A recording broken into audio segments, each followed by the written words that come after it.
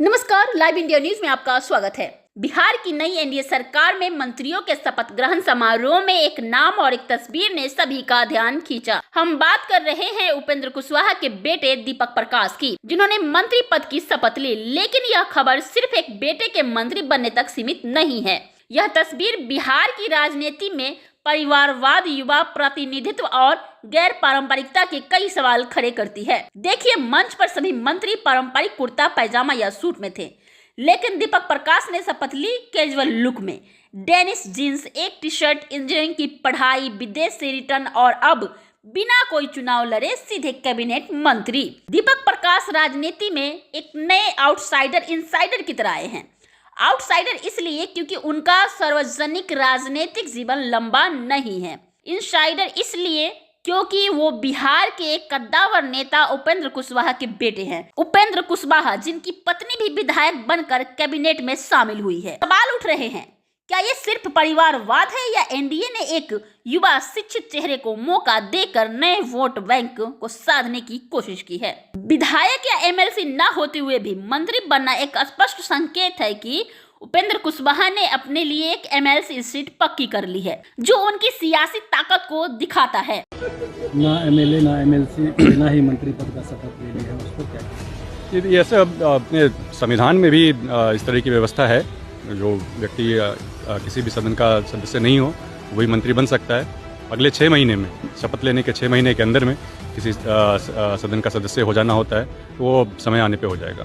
क्या लगा, पिता जो है आपकी माता पर भरोसा जताई, एमएलए का टिकट दिया, मंत्री बनने की बारी आई तो आपको जो है आगे किया, वहाँ के नेता जो जीत करके आए उनका नाम आगे क्यों नहीं किया? और उन्होंने क्यों चयन किया, आप उनसे पूछिएगा वो सही जवाब दे पाएंगे।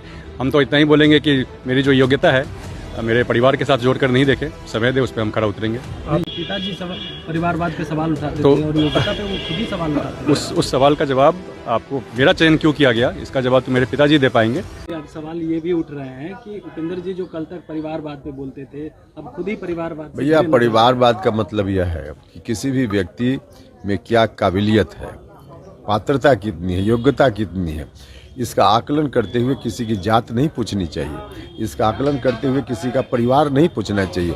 आप देखिए कि उसके अंदर काबिलियत है कि नहीं, उसके अंदर योग्यता है कि नहीं, उसके अंदर पात्रता है कि नहीं। अगर यह है तब जात और परिवार देखकर उस पर आकलन नहीं होना चाहिए। अब ऐसे ही कोई अनेक उदाहरण है अभी बिहार में, अभी भी कि लोग आ गए राजनीति में परिवार के कारण, और फिर न तो उनको ठीक से समाज की जानकारी है और न काम करने में कोई रुचि है। तो यह अंतर देखना। दीपक प्रकाश ने खुद कहा है कि वह युवाओं के लिए काम करेंगे, लेकिन विपक्ष ने सीधे सीधे इसे परिवारवाद बताया है। यह देखना दिलचस्प होगा कि अगले 6 महीनों में दीपक प्रकाश सदन की सदस्यता कैसे लेते हैं और क्या उनका यह गैर पारंपरिक अंदाज राजनीति में एक नया ट्रेंड सेट कर पाएगा या नहीं। बिहार की राजनीति में कुशवाहा परिवार अब 3 महत्वपूर्ण पदों पर आ चुका है। पिता सांसद, मां विधायक और बेटा मंत्री। आज के लिए बस इतना ही। दर्शकों, आपकी क्या राय है इस खबर पे कमेंट बॉक्स में जरूर रखिएगा। अब दीजिए इजाजत। कंचन शर्मा का नमस्कार। फिर मिलती हूँ ऐसे ही तमाम खबरों के साथ।